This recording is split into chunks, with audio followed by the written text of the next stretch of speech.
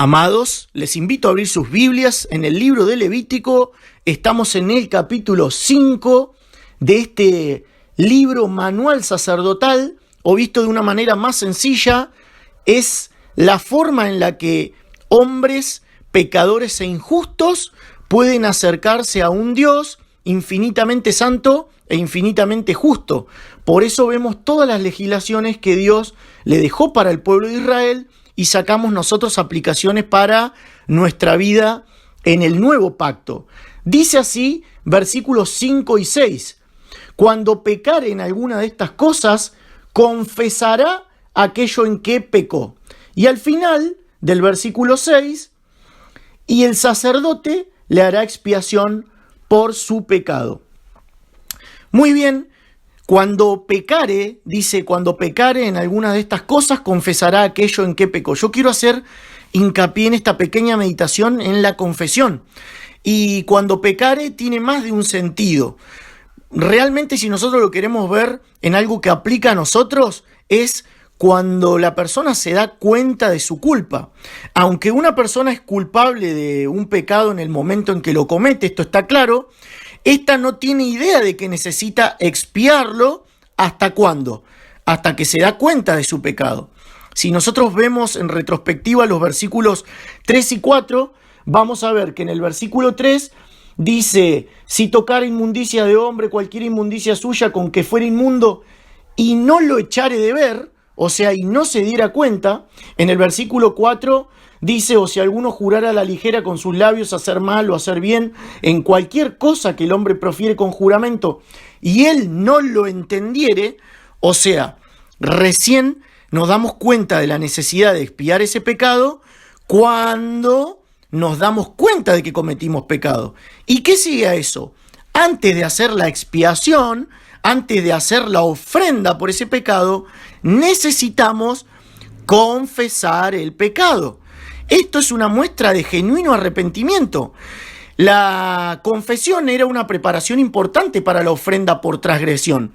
Confesar significaba que uno estaba de acuerdo con Dios en que el pecado era malo.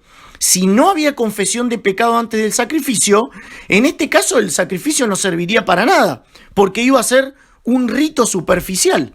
La confesión de haber violado los límites de Dios es todavía, escuche bien, un principio importante para limpiar el pecado que nos impide estar en comunión con Dios. La confesión es ponerse del lado de Dios en contra de nosotros mismos. Es el acto de juzgar el mal a la luz del trono. Es justificar a Dios. Es decirle: Señor, vos tenés razón. Aunque a mi entendimiento dominado, marcado, sellado por el pecado, me hace pensar que esto es una mentirita piadosa, que no le hace mal a nadie. Bueno, robé ingenuamente. No, para Dios es transgresión de la ley, es pecado. No hay pecado chiquito o pecado grande. Es romper, violar los límites que Dios ha establecido. Entonces, la palabra confesar viene de una raíz hebrea que significa exponer y revelar, y puede traducirse como confesar o alabar. Y ustedes dirán: che, confesar o alabar no tiene nada que ver. Fíjese, la conexión entre estos dos conceptos se determina en si el foco de la acción está en Dios o en el hombre. Si el hombre es el objeto, la idea de confesión del pecado es primordial. Pero si Dios es el objeto, escuche bien, la noción de la alabanza es necesaria, porque cuando usted confiesa su pecado, usted está alabando a Dios, dándole la razón a Él, en que Él tiene razón de que lo que usted cometió está mal. Hermanos, amigos, necesitamos confesar nuestros pecados. La confesión del pecado es una práctica muy descuidada entre los creyentes modernos, y es un reconocimiento serio de que nosotros estamos de acuerdo en aborrecer todo aquello que Dios aborrece y amar lo que Dios ama. Tenemos mandatos en el Nuevo Testamento, primero de Juan 1:9, también Santiago 5:16, que muchas personas no le prestan atención. Fíjese lo que dice Santiago 5:16. Dice: confesaos vuestras ofensas unos a otros. La confesión real y profunda, genuina del pecado, ha sido una característica siempre en todo entorno cristiano. Sin embargo, aunque no nos resulta nada nuevo, no lo hacemos.